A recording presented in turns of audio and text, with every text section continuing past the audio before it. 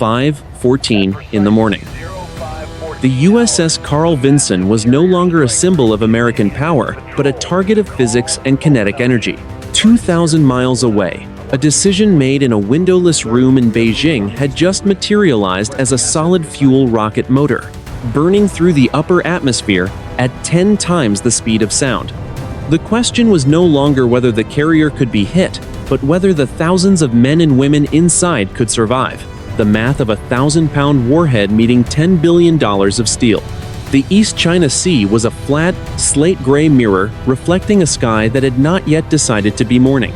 The air was cold and heavy with the smell of salt and the distant ozone-charged scent of an approaching storm that the crew could not yet see. For 70 years, the aircraft carrier had been the ultimate expression of national sovereignty, a floating piece of American soil that could move anywhere on the globe. It was a promise of protection to allies and a silent, towering threat to enemies who dared to challenge the order of the seas. That era ended in a fraction of a second when the DF-21 Delta anti-ship ballistic missile entered its terminal phase. It did not approach with the scream of a jet engine, but with the terrifying atmospheric roar of a meteor re-entering the world of men.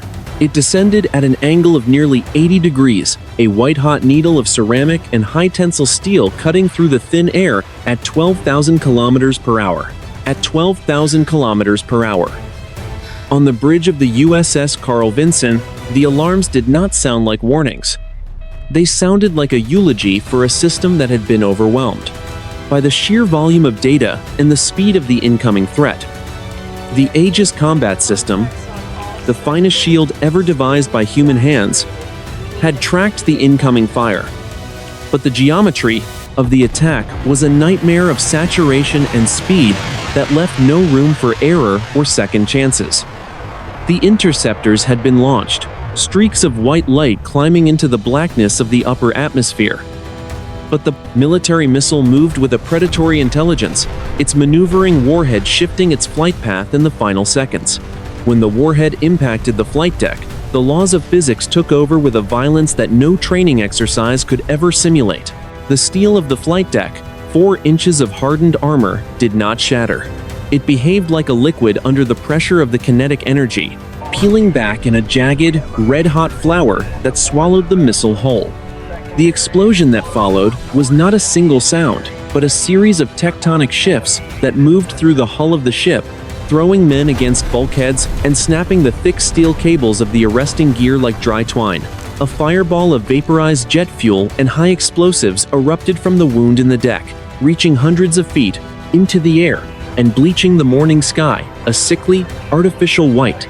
Inside the hull, 5,000 sailors felt the world tilt as the USS Carl Vinson began its slow, agonizing roll to the port side.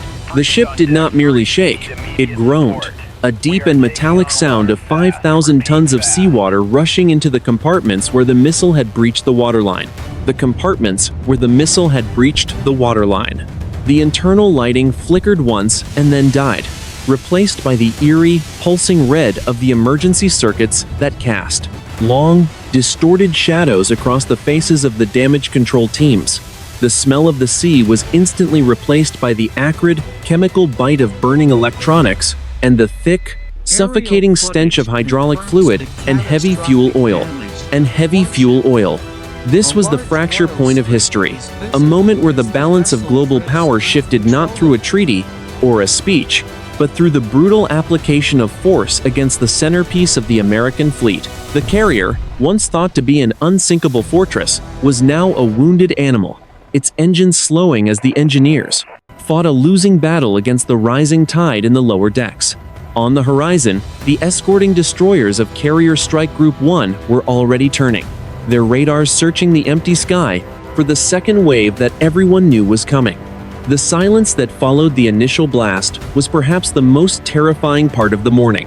A dead stillness that settled over the deck as the smoke began to drift across the water. The USS Carl Vinson continued to list, the angle of the deck reaching 7 degrees within the first 4 minutes of the strike. Every sailor on board could feel the weight of the ocean pressing against the hull, a reminder that they were no longer the masters of the East China Sea, but participants in a struggle for survival that had only just begun. The geopolitical consequences would be measured in the weeks to follow, but for the crew of the Vinson, reality was now measured in the inches of water rising in the corridors and the heat of the fires burning beneath their feet. The fire burning on the flight deck of the USS Carl Vinson was the physical manifestation of a geopolitical friction that had been grinding for over 30 years, a slow-motion collision between two empires that had finally run out of ocean and diplomatic patience. For decades, the East China Sea had been a chessboard of strategic ambiguity, where gray-hulled destroyers and stealthy surveillance aircraft danced a dangerous minuet under the watchful eyes of satellite arrays and silent undersea sensors. The peace of the 21st century had been built on the fragile assumption that the cost of a single hour of high-intensity conflict would outweigh any possible territorial gain. Yet that logic had dissolved in the cold light of a Tuesday morning. The decision to launch the DF-21 Delta anti-ship ballistic missile was not a sudden impulse, but the inevitable conclusion of a doctrine designed to push the United States Navy beyond the horizon of the first island chain. For the People's Liberation Army, the carrier was not just a ship, but a floating fortress that projected a century of Western dominance into waters they say considered their sovereign backyard. It was the ultimate obstacle to their vision of a new regional order. The thousands of tons of steel now listing in the swells represented a catastrophic failure of deterrence, proving that the silent threat of a carrier-killer missile was no longer a theoretical deterrent, but a functional reality of modern war. In the high command bunkers of both nations, the atmosphere was one of grim realization rather than triumph, as the leaders understood that they had stepped across a threshold from which there was no graceful retreat. The gears of mobilization were turning with a terrifying automated precision, calling up reservists from San Diego to Shanghai and moving long-range bomber wings into a state of permanent readiness that the world had not seen since the height of the Cold War. This was a zero-sum game played with nuclear-powered stakes, where every tactical victory on the water carried the heavy, suffocating weight of a potential global collapse. The long shadow of the conflict stretched far beyond the immediate spray of the East China Sea, casting a dark pall over global markets and the intricate web of trade that had once tied these two giants together in a reluctant embrace. As the USS Carl Vinson struggled against the ingress of the sea, the world watched the end of an era of unchallenged maritime supremacy, realizing that the ocean was no longer a safe highway for commerce, but a vast, transparent graveyard for those who underestimated the reach of land-based fire. It was a war of cold math and brutal geography, where the distance between a radar signature and a direct hit was measured in the heartbeat of a single, terrified operator. The tragedy of the engagement lay in the fact that both sides had seen it coming for years, yet neither possessed the political will to pull back. From the edge of the abyss, every exercise, every freedom of navigation, patrol, and every fiery speech in a legislative hall had been a small, incremental step toward this specific coordinate on the map.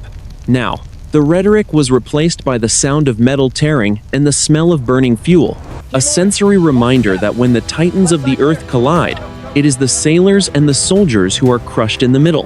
The flight deck of the USS Carl Vinson, once a masterpiece of synchronized movement and lethal efficiency, had been transformed into a tilted, burning wasteland of jagged titanium and melting non-skid coating.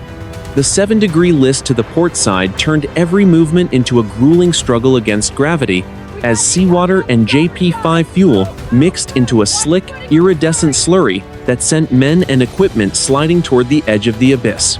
The air was no longer something to be breathed, but something to be endured. It was a thick, yellow haze of vaporized insulation, burnt rubber, and the copper tang of blood, all shimmering under a heat so intense it distorted the horizon. Among the chaos, the damage control teams, the sailors in the red jerseys, known as the red shirts, moved like ghosts through a white shroud of aqueous film forming foam. They did not run, for running on a slanted, oily deck was a recipe for a broken limb or a fall into the burning vents, but they moved with a grim, practiced desperation.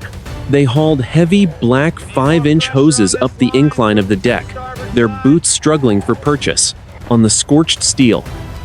Each time the ship groaned and settled another half-degree into the swell, the hoses grew heavier.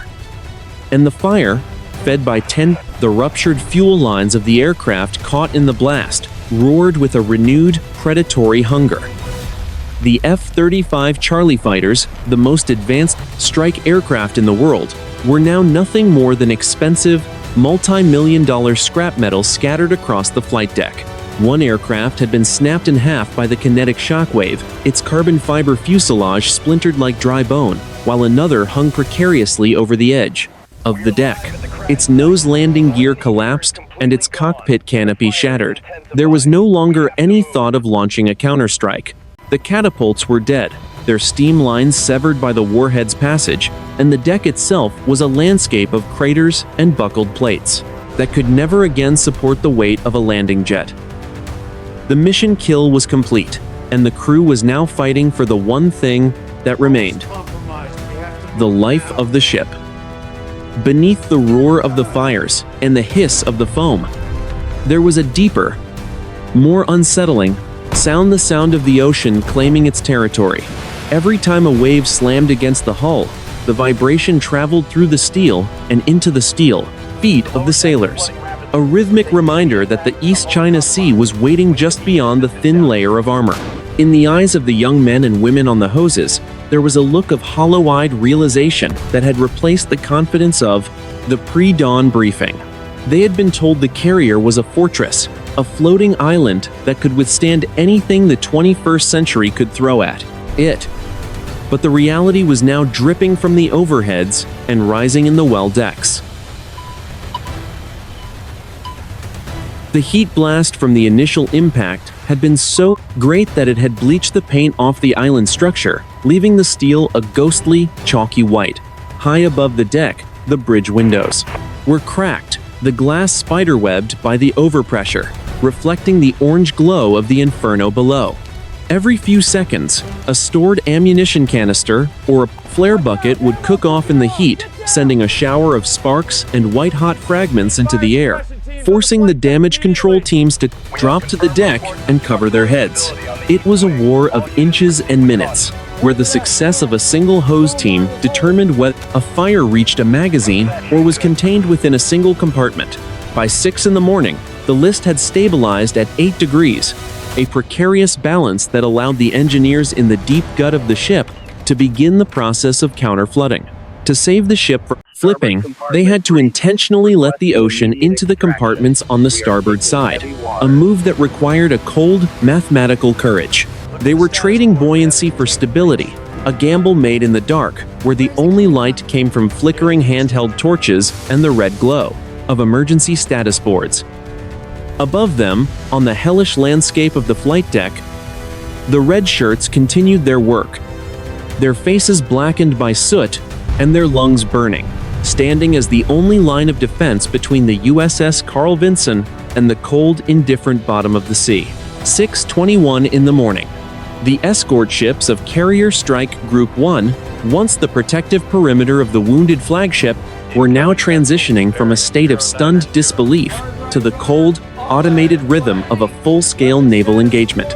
On the bridge of the destroyer DDG-88 and the cruiser CG-73, the air was no longer filled with the routine chatter of a morning watch, but with the high-pitched electronic whine of the AN/SPY-6 radar systems operating at maximum power.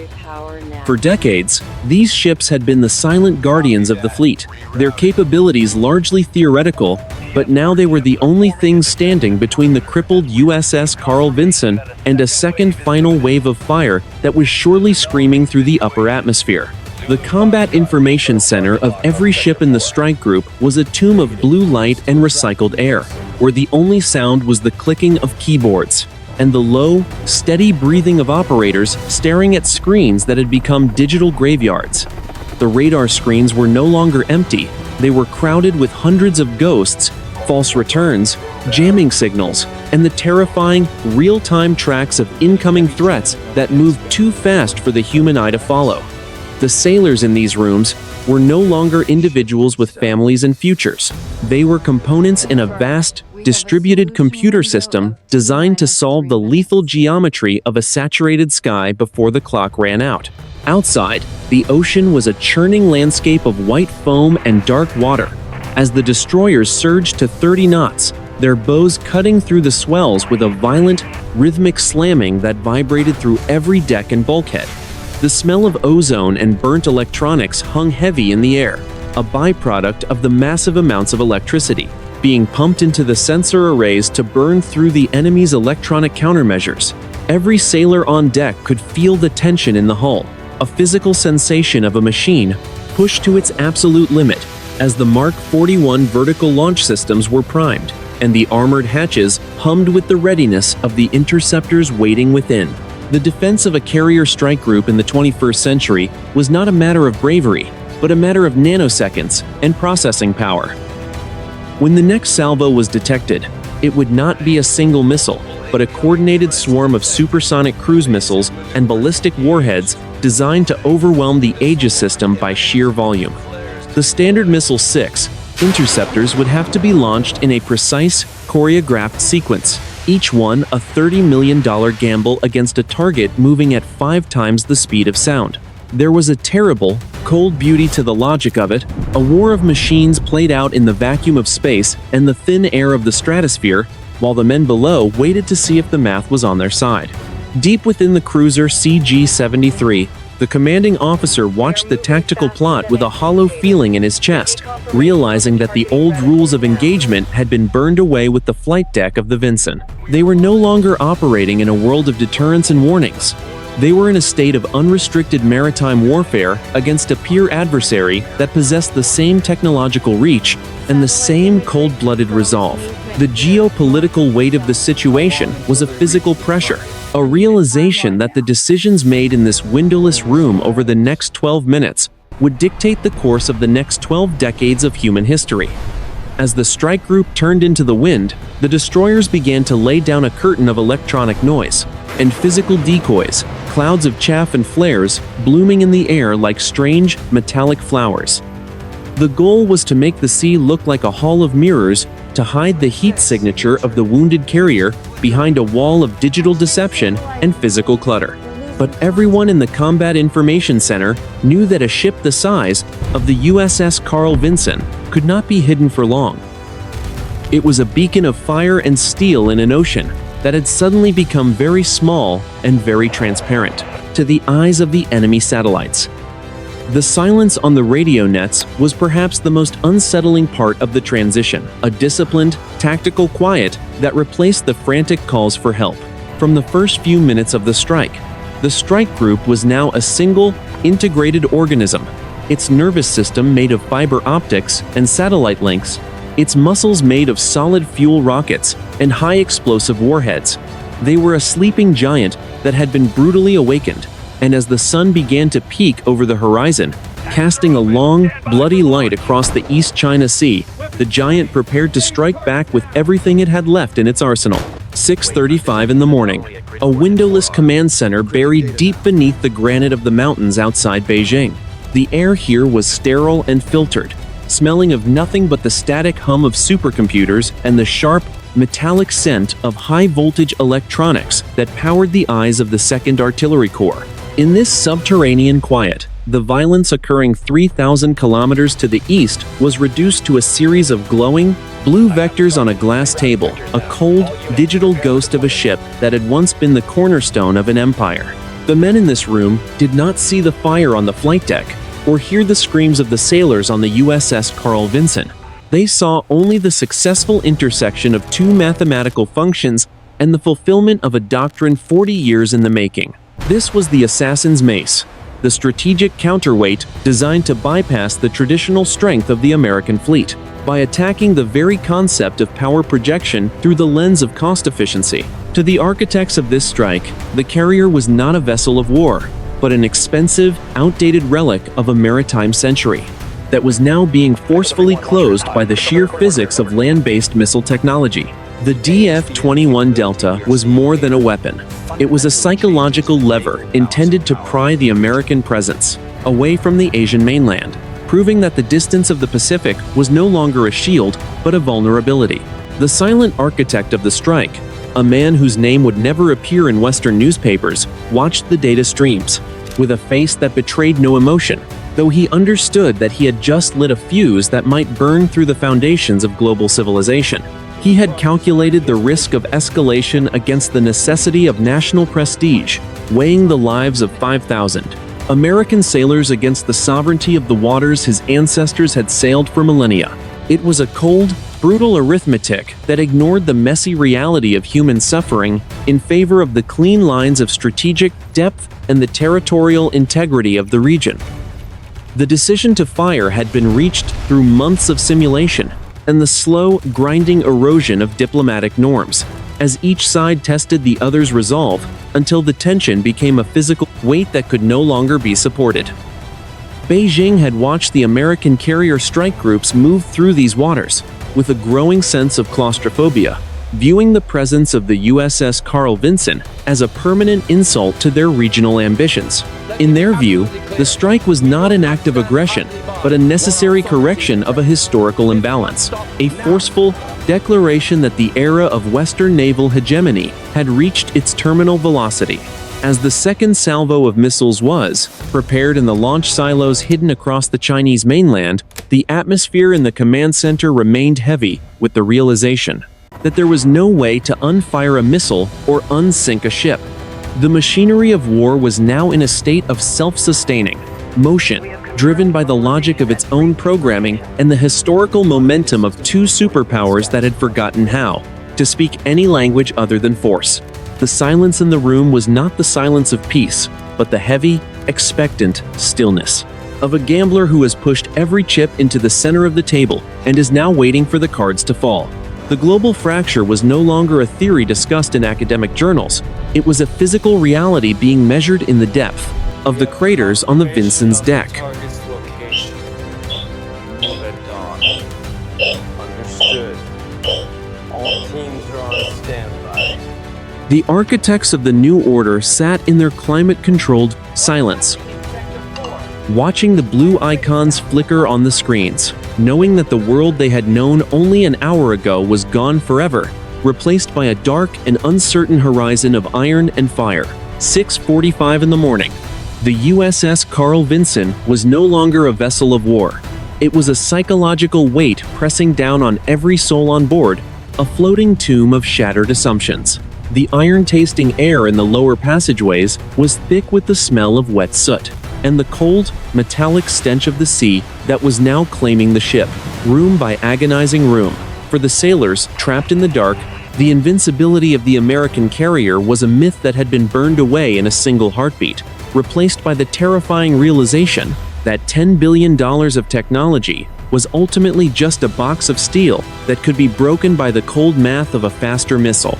Every groan of the hull and every shudder of the deck felt like the ship itself was breathing its last, a rhythmic reminder of the thousands of tons of pressure waiting just on the other side of the bulkhead. In the mess decks and the hangar bays, the silence was as heavy as the smoke, broken only by the sound of water dripping into the dark and the distant, rhythmic thud of the counter-flooding pumps. Men and women sat in the red glow of the emergency lights, their faces hollowed by exhaustion and the sudden, jarring end of the world they had known at 5 in the morning. There was no talk of victory or strategic objectives here. There was only the immediate animal focus on the next breath and the next command. The sea between the East China Sea and the Pacific was the color of old iron under a sky that remained a bruised and heavy gray, reflecting the despair that moved through the unit like a slow, cold current. The psychological fracture was most visible in the eyes of the young sailors whose training had prepared them for every technical failure except for the failure of the carrier concept itself. They looked at the buckled plates of the hangar bay and the shattered remains of the F-35 Bravo fighters and saw the end of an era. A realization that the horizon was no longer a safe place, but a mouth that could open at any moment to swallow them whole. This was the true cost of the strike, not the loss of the steel, but the loss of the certainty that had allowed them to operate in these waters for 70 years without fear. Suddenly, the deck beneath their feet buckled with a new, violent vibration that was not the internal groaning of the ship, but the external fury of a second engagement. The trigger was squeezed on the starboard side of the carrier. The close-in weapon system shrieked into life, a terrifying, mechanical roar of 3,000 rounds per minute that tore through the morning silence. A white column of tracers punched into the gray mist, the sound so loud it cracked the eardrums of the sailors huddled in the nearby passageways. The heat blast from the barrels washed across the side of the ship, the smell of burning propellant instantly filling the air. 200 yards off the starboard beam, the sea erupted as a low-flying cruise missile, which had survived the outer defensive screen, was shredded by the wall of tungsten. The warhead did not just explode, it shattered into 1,000 jagged pieces that punched clean through the surface of the water and the skin of the carrier's hull. A fireball of orange and black chemical fire erupted instantly on the waterline, sending a shockwave that threw damage control teams off their feet and slammed them against the bulkheads. The hull itself seemed to scream as the metal was ripped open by the kinetic energy of the debris, creating a second breach that allowed a new torrent of freezing seawater to rush into the lower engineering spaces. The aircraft carrier erupted on the starboard side, the force of the secondary impact countering the portside list for a single, sickening moment before the ship settled even deeper into the water. The pilot of a nearby search and rescue helicopter, hovering 300 feet above, watched as the carrier seemed to sag in the middle, a single white flash, followed by a towering column of black smoke that blotted out the sunrise.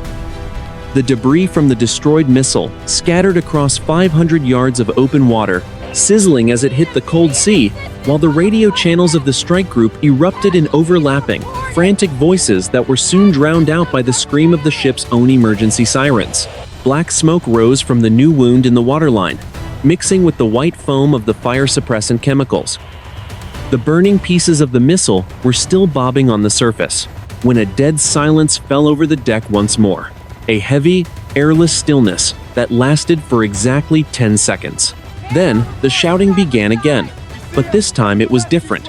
It was the sound of a crew that realized they were no longer fighting to save the ship, but were now fighting for their lives against an ocean that was moving faster than their pumps. The USS Carl Vinson continued to list, the angle now reaching 10 degrees, and the smell of salt and burnt oil became the only reality left in a world that had forgotten the meaning of peace.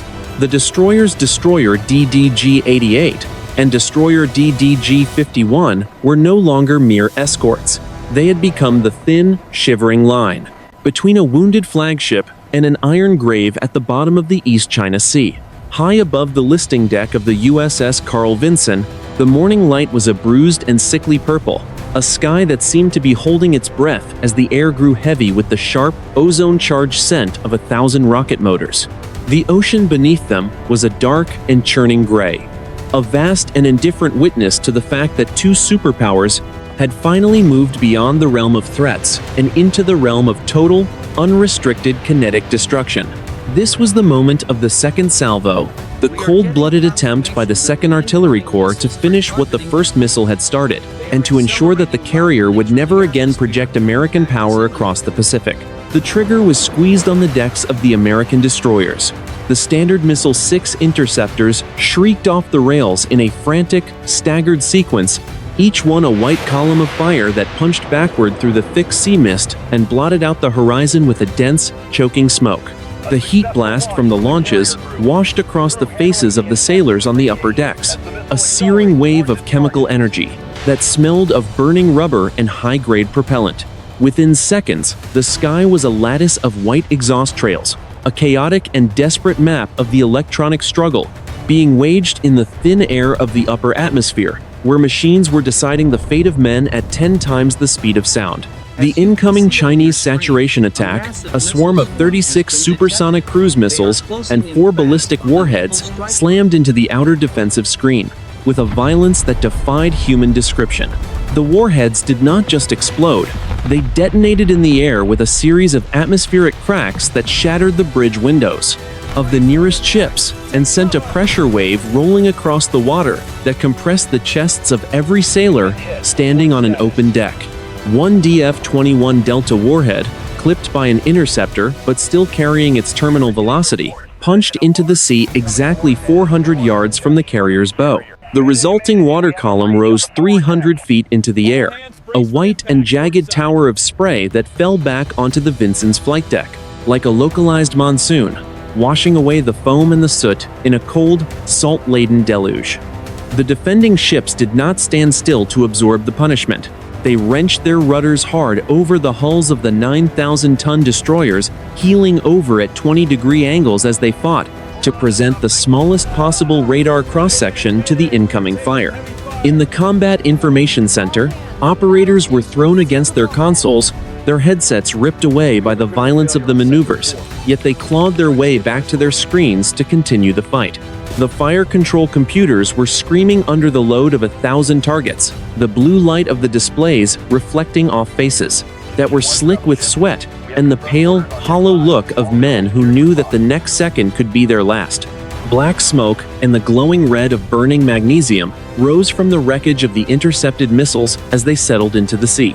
The largest pieces were still above water when the radio channels of the strike group went silent for exactly 3 seconds, a dead and airless stillness that felt more terrifying than the noise of the explosions.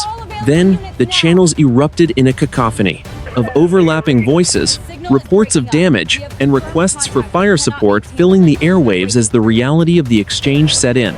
The sky was no longer a battlefield. It was a graveyard of falling debris and drifting smoke, a testament to the fact that while the shield had held for now, the sword was still being sharpened for the next blow. This was the sunk cost of empires, a geopolitical momentum that demanded more blood and more steel simply because so much had already been spent.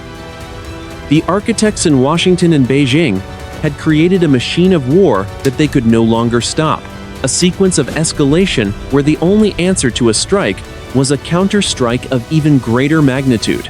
As the smoke from the second salvo began to drift toward the Japanese coast, the USS Carl Vinson continued its slow, rhythmic roll, a wounded giant in an ocean that was quickly running out of room for anything other than fire. 200 meters below the burning, listing hull of the USS Carl Vinson, the USS North Carolina ran in absolute, predatory silence. Today, the silent service was no longer a metaphor for strategic deterrence, but a cold-blooded machine of execution, operating in a world where a single sound was a death sentence. The water of the East China Sea at this depth was a crushing weight of dark sapphire, an indifferent medium that muffled the screaming chaos of the surface and replaced it with a heavy, pressurized stillness. While the sky above was torn apart by fire and radar waves, the war beneath the waves was being fought with the patience of a grave, where two empires held their breath in the dark, waiting for the other to blink. The USS North Carolina, an SSN 777 Virginia-class attack submarine, was the apex predator of this vertical battlefield, yet its crew felt the weight of the ocean more acutely than ever before.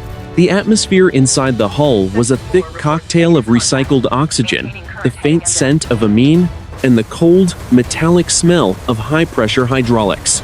Every man in the control room was a ghost in the blue light of the consoles, their eyes fixed on sonar waterfalls that translated the sounds of the deep into a digital language of life and death. They did not hear the explosions above as sound, but as sharp, rhythmic spikes in the acoustic spectrum, the sound of their fleet dying in the light. The hunt for the Type 093 Bravo Shang-class attack submarine had been underway for 3 hours, a game of acoustic chess played across a thermal layer that distorted sound like a hall of mirrors. The Chinese submarine was somewhere to the north, lurking in the shadow of a continental shelf, its own sonar operators likely listening for the faint, rhythmic hum of the North Carolina's propulsion.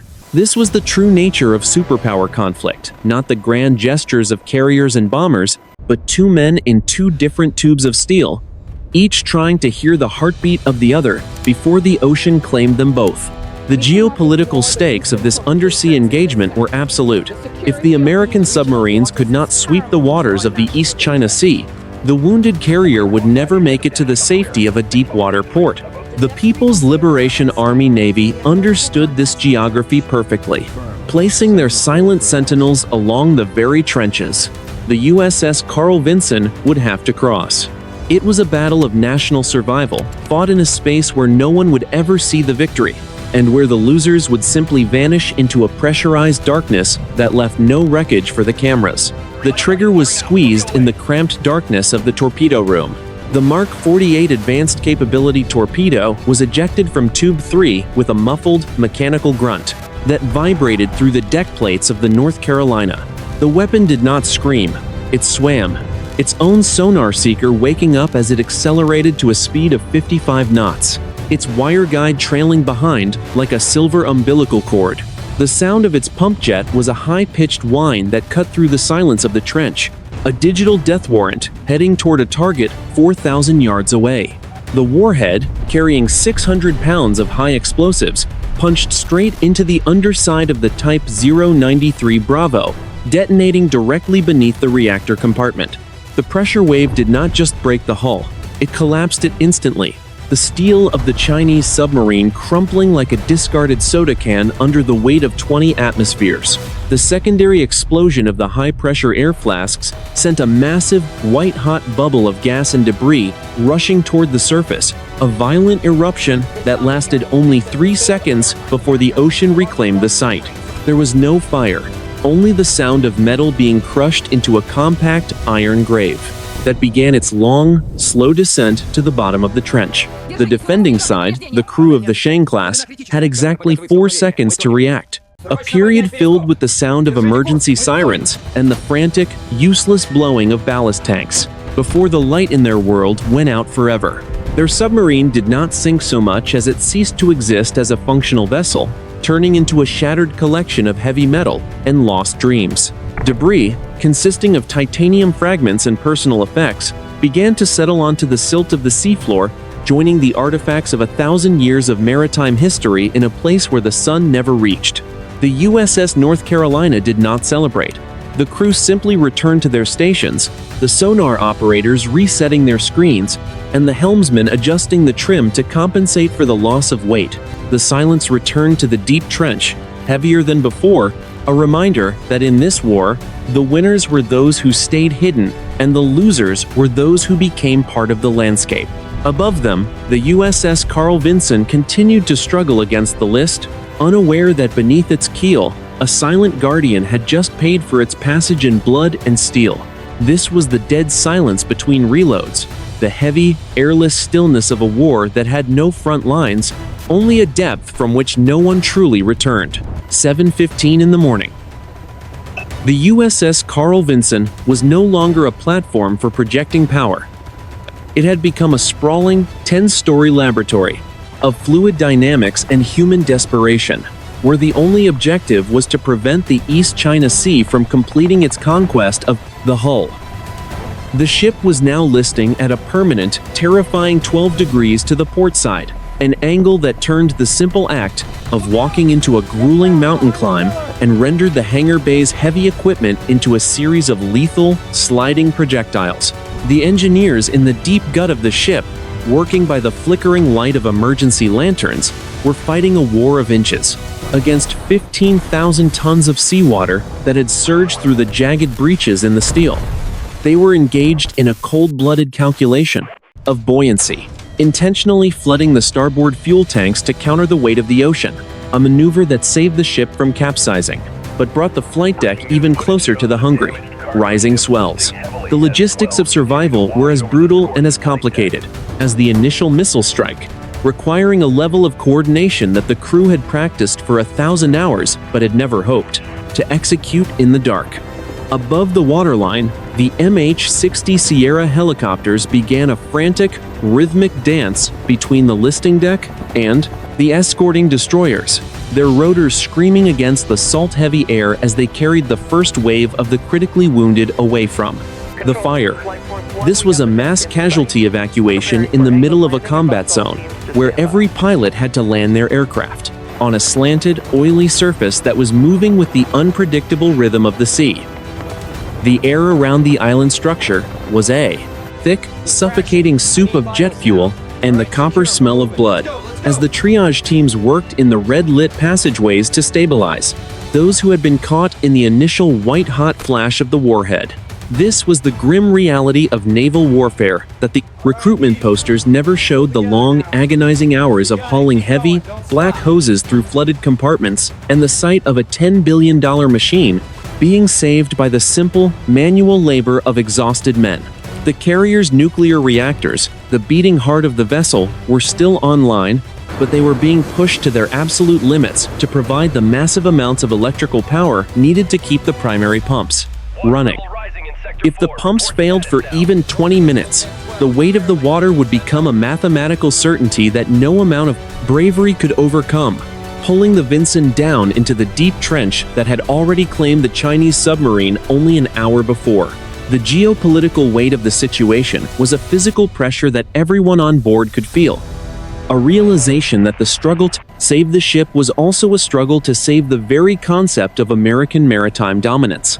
If the USS Carl Vinson went today, the bottom, it would be the first time a United States aircraft carrier had been lost in combat since the Second World War, a symbolic defeat that would reverberate through the halls of power for a century. The diplomats in Washington were already on the secure lines, their voices tight with the realization that they had no more cards to play other than total escalation, while the sailors, on the hoses, simply focused on the next 3 feet of flooded corridor. It was a war of cold math played out in a landscape of iron and salt, where the only thing standing between an empire and its eclipse was the endurance of a 19-year-old sailor holding a nozzle against a wall of fire. By 8 in the morning, the first supply of emergency shoring and additional portable pumps arrived via a C-2 Greyhound that had performed a miraculous, high-stakes landing on the only 300 feet of undamaged deck. The delivery of these humble tools, pieces of timber, steel wedges, and hydraulic jacks was more valuable to the crew than a squadron of stealth fighters, as they provided the means to brace the buckled bulkheads against the crushing pressure of the sea. The logistics of the repair effort were a testament to the resilience of the fleet, yet every man on board knew that they were merely buying time in a world that was quickly running out of it. The list remained at 12 degrees, a constant, nagging reminder that the ocean was a patient enemy that only had to win once, while the crew had to win every second of every hour. The silence of the East China Sea was now filled with the low, industrial hum of the rescue effort, a sound that carried across the water to the Chinese surveillance vessels hovering just over the horizon. Both sides were watching the USS Carl Vinson as if it were a dying sun, wondering if the light of the American century was finally fading into the dark, cold waters of the Pacific. The ship continued to groan, a deep and metallic sound that echoed through the lower decks like the heartbeat of a wounded giant, a reminder that while the steel could be broken, the will of the crew was the only thing that refused to sink. 8:40 in the morning. Above the smoke-choked horizon of the East China Sea, the sky was a cold and empty blue that betrayed nothing of the digital slaughter occurring within its vast, transparent reaches. At 35,000 feet, the air was thin and freezing, a silent vacuum where the only sound was the rhythmic, mechanical breathing of pilots encased in pressurized suits and carbon fiber helmets. This was the theater of the invisible war, where the combatants were not men looking through iron sights, but ghosts in a machine staring at glass displays that translated the electromagnetic spectrum into symbols of life and death. The F-35 Charlie Lightning, 2 fighters of the USS Carl Vinson's air wing, were no longer flying for glory or territorial gain. They were flying to protect the wounded hull of their mothership, acting as a high-altitude shield against the predatory reach of the People's Liberation Army Air Force. The electronic signatures of the 2 nations' finest machines danced in the cold vacuum of the high-altitude atmosphere, a silent and invisible ballet, where the only prize for the winner was the right to keep existing for another 10 minutes. The J-20 stealth fighters, sleek and predatory shapes that looked more like shards of obsidian than aircraft, had approached from the west, using their low observable profiles to bleed through the outer edges of the American radar net. They moved with a disciplined, cold-blooded intent, their objective to finish the work of the missiles by providing the final, terminal data for a third salvo that would send the Vinson to the bottom of the trench. The trigger was squeezed inside the cockpit of the lead F-35. The internal weapon bay doors snapped open with a sharp, mechanical vibration that the pilot felt in his teeth, and the AIM-120 Delta missile was ejected into the slipstream. For 2 seconds, the missile fell through the freezing air in a dead drop, a white and silent needle against the blue, before the solid fuel rocket motor ignited. With a violent, terrifying shriek, a white column of fire punched backward through the thin atmosphere, leaving a jagged, crystalline streak of exhaust that hung in the air like a scar. The heat blast from the ignition washed over the underside of the fighter, the smell of burning chemical propellant momentarily overwhelming the scent of recycled oxygen in the pilot's mask. 40 miles away, the AIM-120 warhead, traveling at 4 times the speed of sound, found its mark. It did not merely strike the J-20 stealth fighter, it punched clean through the titanium-reinforced wing root before the proximity fuse detonated. The aircraft did not catch fire so much as it simply disintegrated. The carbon fiber fuselage shredded into a million jagged fragments that were sent flying in a white flash of vaporized fuel and hydraulic fluid. The engine core, still spinning at 20,000 revolutions per minute, was torn from its mounts and sent tumbling through the air like a glowing, white-hot meteor. A fireball of orange and black smoke erupted instantly in the freezing sky, bleaching the horizon for a fraction of a second, before the wreckage began its long, vertical descent into the sea below. The defending J-20 wingman did not hesitate. He kicked the rudder, hard left, and wrenched the nose of his aircraft into a punishing 9G turn that sent a crushing pressure through his chest and clouded his vision with a dark, red haze. He released a chaotic cloud of magnesium flares and metallic chaff, the burning decoys blooming in the sky like strange, artificial stars designed to blind the chasing radar. But the sky was already filling with the smoke of his own counterstrike as the PL-15 long-range missiles left his rails, their own motors screaming as they sought the heat signatures of the American fighters. The air over the East China Sea was no longer empty. It was a chaotic landscape of intersecting exhaust trails and the invisible, lethal energy of a dozen active seekers. Immediately after the exchange, a dead silence fell over the tactical radio channels, a heavy and airless stillness where the only sound was the frantic beeping of a missile warning system that had no more targets to track. Black smoke from the destroyed jet drifted across the high-altitude winds, the only physical evidence of a machine that had cost more than the annual budget of a small nation. The burning pieces were still falling toward the water when the remaining fighters on both sides broke contact, their fuel levels and their nerves pushed to the absolute breaking point. Neither side could claim the sky, and neither side could afford the cost of another minute of engagement. It was a stalemate of high technology and hollowed-out men, where the only winner was the gravity that waited for the debris.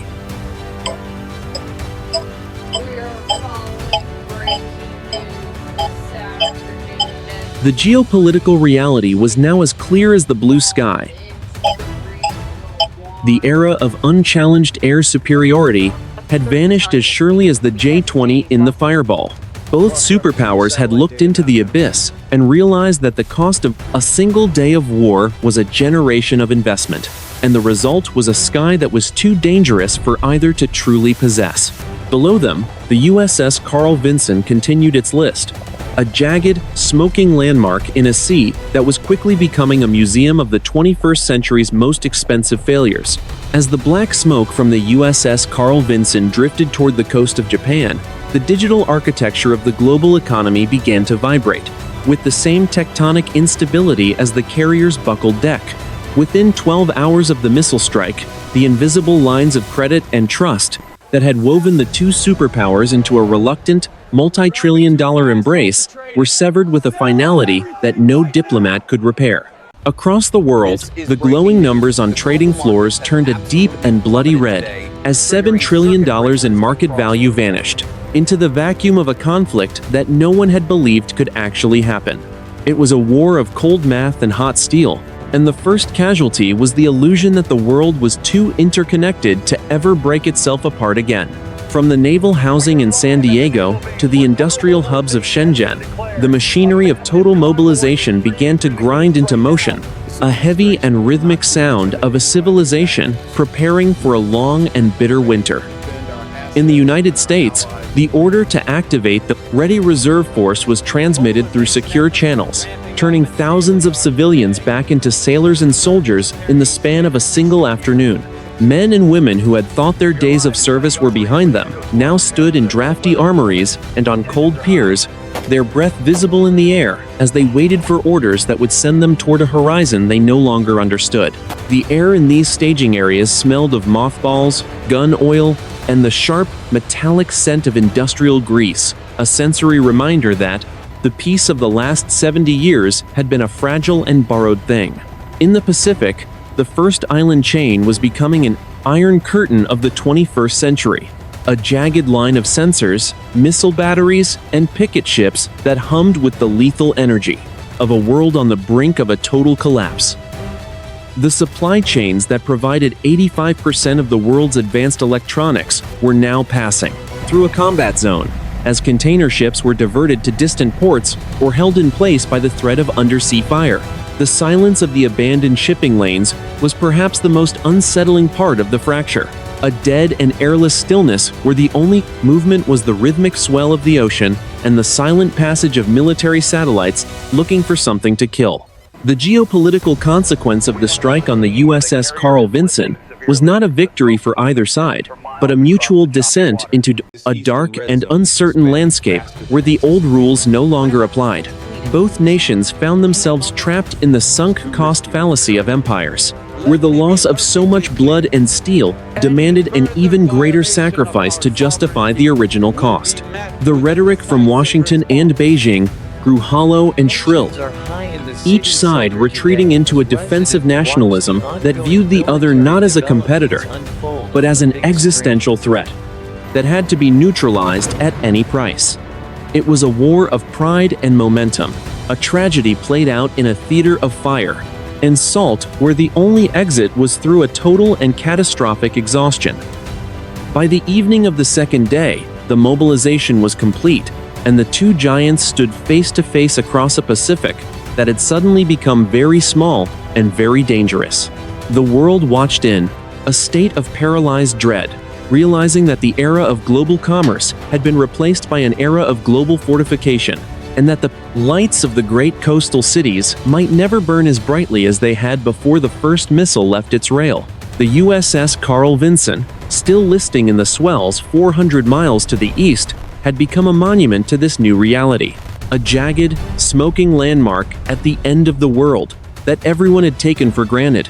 3 days after the first missile shrieked out of the upper atmosphere, the East China Sea had returned to a state of deceptive, glass-like calm, as if the water itself were trying to forget the violence that had been etched into its surface.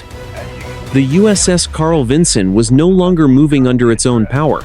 It was a dark and jagged silhouette, being towed at an agonizing speed of 3 knots by a fleet of ocean-going tugs and salvage vessels. The carrier was listing at a permanent 14 degrees, its flight deck a scorched and buckled landscape that sat only 20 feet above the waterline on the port side. The ship did not look like a conqueror. It looked like a survivor of a different age, a relic of a maritime century that had been forcefully brought to a close by the cold, unforgiving application of land-based physics. The silence that hung over the water was absolute, a dead and airless stillness that felt more like a weight than a lack of sound. The air carried the sharp, lingering scent of burnt titanium, hydraulic fluid, and the deep, earthy smell of rust that was already beginning to bloom on the scorched armor plates. Every few minutes, a deep and metallic groan would echo through the hull, the sound of 5,000 tons of steel, protesting against the ingress of the sea, a rhythmic heartbeat of a machine that was slowly being claimed by the gravity of the trench.